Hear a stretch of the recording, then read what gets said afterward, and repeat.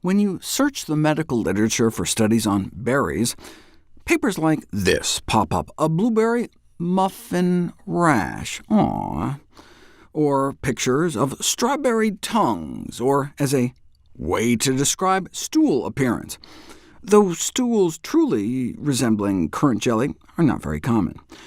What is it with pathologists' love affair with food terminology, the grossest of which may be the way amoeba chest infections are described, where you spit up pus that looks like anchovy sauce, which sounds gross even without the pus.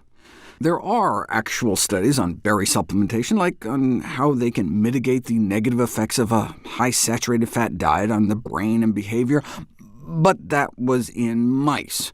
Maybe a better way to mitigate would be to not feed your pet mouse a stick of butter in the first place.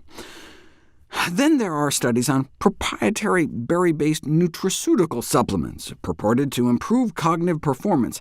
See how there's a steeper rise in the supplement group?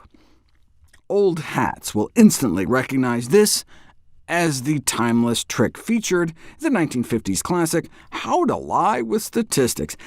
See how they don't start the y-axis at 0? That's to inflate the appearance. Correct the graph, and you can see the effect doesn't quite look so impressive. There are studies of actual berries on actual humans, but when they're funded by berry industry trade groups, you get studies like this. An afternoon snack of berries reduces subsequent energy intake. Great, but that's compared to candy.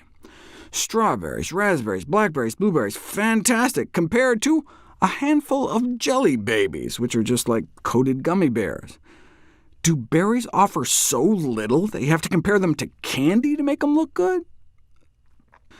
There was that famous Harvard study I did a video about, where berry eating appeared to delay brain aging by up to 2.5 years, but you don't know if it's cause and effect until you put it to the test.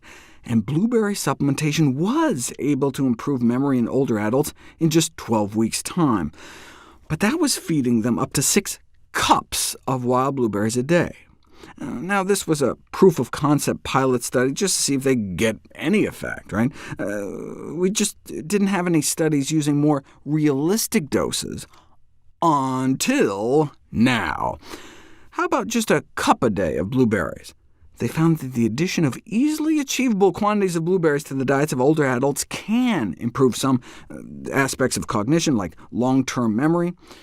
In terms of the number of errors, the placebo group got worse, the blueberry group got better.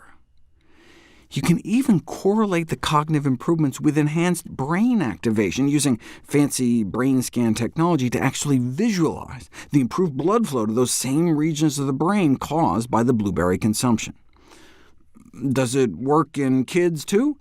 Blueberry treatments have shown positive effects on cognition in both rats and adult humans. But do these benefits transfer to children, human children? How about a randomized, double-blind, placebo-controlled study comparing about a cup of blueberries to 2 cups to 0 cups? What did they find? Cognitive performance improvements across all measures, and the more berries, the better. And this wasn't after 12 weeks of eating berries, but within hours of just a single blueberry meal.